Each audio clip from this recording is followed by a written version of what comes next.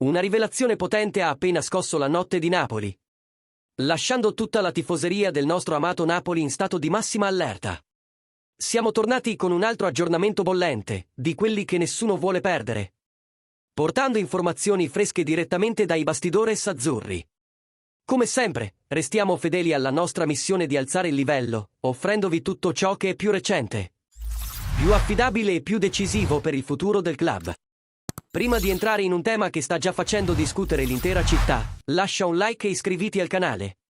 Questo aiuta davvero tanto il nostro lavoro. Perché oggi, nei corridoi interni del Napoli, qualcosa di veramente gigantesco sta prendendo forma.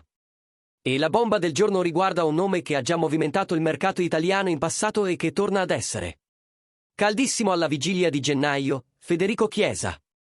L'esterno italiano, oggi a Liverpool, non ha ancora ritrovato la sua migliore versione in Premier League e, secondo nuove informazioni, potrebbe essere vicino a un ritorno in Serie A. Questo perché il Napoli, ancora una volta, avrebbe effettuato dei sondaggi per capire la situazione del giocatore e valutare se esiste margine per una trattativa in prestito. Chiesa non ha mai smesso di essere apprezzato da Antonio Conte. La sua energia, la sua capacità di rompere le linee, l'aggressività e l'intensità si sposano perfettamente con lo stile dell'allenatore.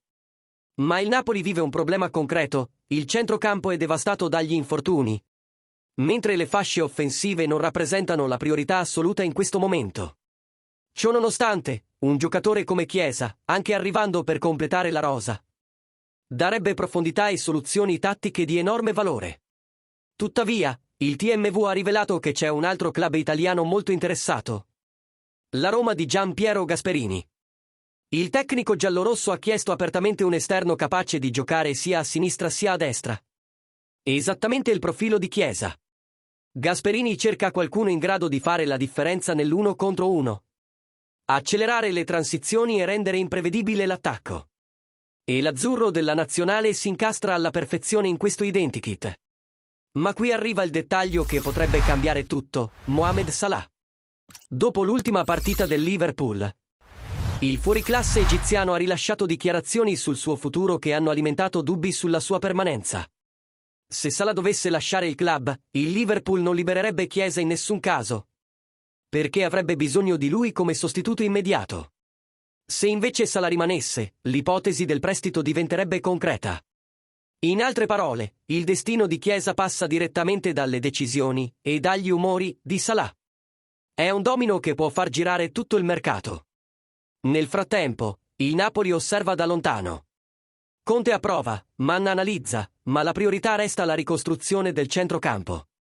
Tuttavia, se il Liverpool aprisse alla formula del prestito, la società azzurra potrebbe inserirsi seriamente nella corsa. Chiesa come riserva di lusso o come arma tattica nelle partite decisive sarebbe un'aggiunta di peso in un momento della stagione che richiederà profondità massima. La Roma, dal canto suo, considera Chiesa un obiettivo più urgente. E questo potrebbe accelerare la trattativa, includendo formule creative per dividere lo stipendio o inserire un'opzione di riscatto futura. Adesso voglio sentire voi, tifosi del Napoli: Chiesa dovrebbe essere una priorità? Vale la pena sfidare la Roma per lui? Oppure il focus assoluto deve restare sul centrocampo? Lasciate la vostra opinione nei commenti. E non dimenticatevi di mandare un super thanks per sostenere ancora di più il nostro lavoro.